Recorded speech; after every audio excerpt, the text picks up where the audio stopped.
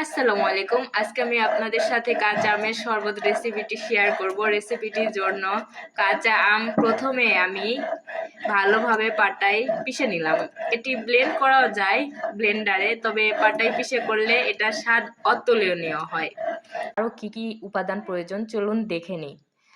লবণ নিয়েছি, আম বেটে নিয়েছি, চিনি নিয়েছি এবং একটি চাটনি নিয়েছি। দেখুন আমি এখন গ্লাসে পানি নিয়ে নিচ্ছি। এবার আমি পানির মধ্যে আমটা দিয়ে দিলাম 2 চামচ পরিমাণ। এরপর স্বাদ মতো লবণ দিব, যে যার স্বাদ মতো লবণ দিবেন। 1 চামচ পরিমাণ বেটে রাখা মশলা দিয়ে দিলাম। চিনি দিয়ে দিব, চিনিটা যে যার স্বাদ মতো দিবেন, আমি আমার স্বাদ মতো দিলাম। এরপর এটা একটু নাড়িয়ে নিলেই রেডি কাঁচা আমের শরবত।